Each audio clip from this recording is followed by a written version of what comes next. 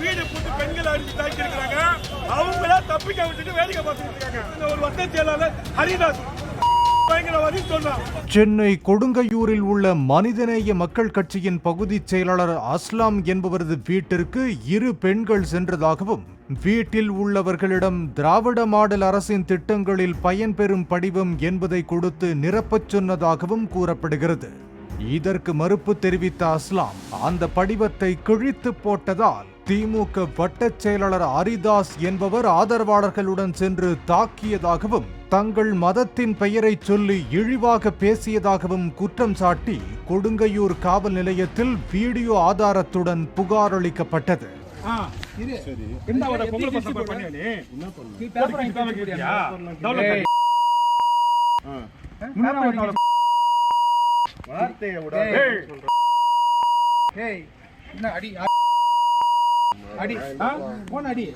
அஸ்லாம் தனியார் மருத்துவமனையில் சிகிச்சைக்காக அனுமதிக்கப்பட்ட நிலையில் விசாரணைக்கு காவல் நிலையம் வந்த ஹரிதாஸ் ஆதரவாளருக்கும் அஸ்லாம் ஆதரவாளருக்கும் இடையே கடும் வாக்குவாதம் ஏற்பட்டது.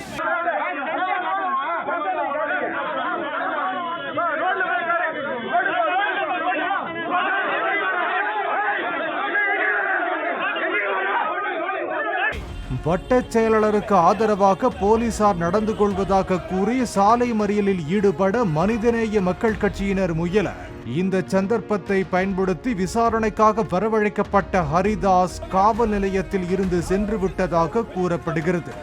தகவல் அறிந்து 50க்கும் மேற்பட்ட மாமகவினர் திரண்டு காவல் நிலையத்தை முற்றுகையிட்டனர்.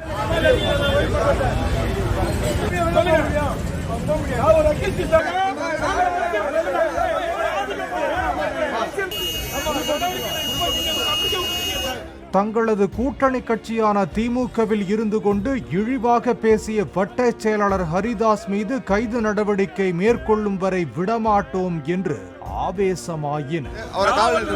விசாரணைக்கு உட்கார வச்சிருந்தாரு, இப்ப ஓடி போயிட்டார் சார். எங்களெல்லாம் இன்னொரு ஜட்ஜியோட உட்கார வச்சிருப்பாங்கல்ல. ஒரு வட்டச் செயலாளர் ஆளுங்கட்சியோட வட்டச் செயலாளர் இந்த மாதிரி பண்ணுவாங்களா? எங்க நடந்தாங்க? இந்தியாவில் தானே சார் இருக்கோம். RSS பிஜேபி காரன் கூட நேரடியா சண்டை போட மாட்டேங்கிறான். தீவிரவாதி பயங்கரவாதி சொல்ல மாட்டேங்கிறான். இஸ்லாமியர்களுடைய பாதுகாவலன் சொல்லக்கூடிய திமுக உடைய வட்டச் செயலாளர் தான் பயங்கரவாதி தீவிரவாதின்னு சொல்றார் சார். இந்த தாக்குதல் சம்பவம் தொடர்பாக 2 தரப்பினர் மீதும் போலீசார் வழக்கு பதிவு செய்து விசாரித்து வருகின்றனர். இதற்கிடையே காவல் நிலையம் முன்பு நள்ளிரவில் குவிந்த திமுக மற்றும் மாமகவினர் போட்டி மறியல் போராட்டம் நடத்தியதால் பெரும் பரபரப்பு ஏற்பட்டது.